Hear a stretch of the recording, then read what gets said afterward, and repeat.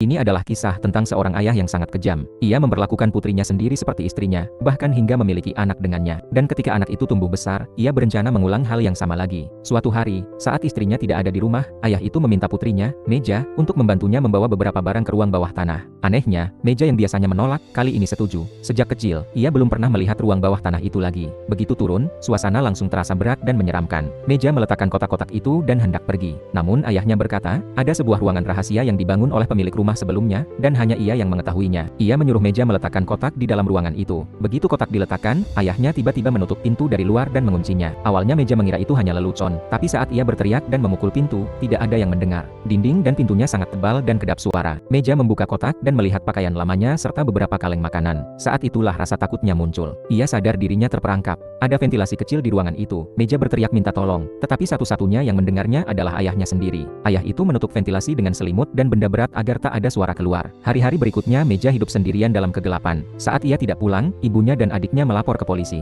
Namun ayahnya berbohong, mengatakan Meja pergi merantau. Polisi mengira itu kasus kabur dari rumah dan menutup penyelidikan. Meja kadang mendengar suara samar dari luar. Setiap kali pintu terbuka, ia berharap ada yang datang menyelamatkan, tetapi yang datang hanyalah ayahnya. Ia bahkan sempat mencoba kabur, tetapi terhalang pintu besi berat di luar. Ayahnya menarik rambut Meja, menyeretnya kembali, dan berkata, mulai sekarang, ini rumahmu. Jika ingin hidup nyaman, ikuti semua perintahku. Sejak hari itu, hidup Meja berubah menjadi neraka. Ia hidup dalam ketakutan, kesakitan, dan kesepian. 20 hari kemudian, tepat di ulang tahunnya yang ke-18, ayahnya datang membawa kue kecil dan sebuah hadiah. Sebuah gaun merah yang mencolok. Ia berkata, pakai ini, dan aku akan mengabulkan satu permintaanmu. Meja yang tak berdaya mengenakan gaun itu dan meminta sebuah jam tangan, karena ia tidak pernah tahu waktu di tempat itu. Ayahnya memberikannya jam, tetapi berkata, mulai sekarang jangan panggil aku ayah, panggil namaku, seperti istri memanggil suaminya. Waktu pun berlalu. Meja mulai merasakan hal aneh, ternyata ia hamil. Suatu hari, ia melihat tutup kaleng makanan yang tajam dan mendapat ide untuk melindungi diri. Saat ayahnya datang lagi, Meja berdiri di pintu pura-pura menyambutnya, sambil menyembunyikan tutup kaleng yang sudah diasah menjadi senjata. Namun ayahnya lebih cepat,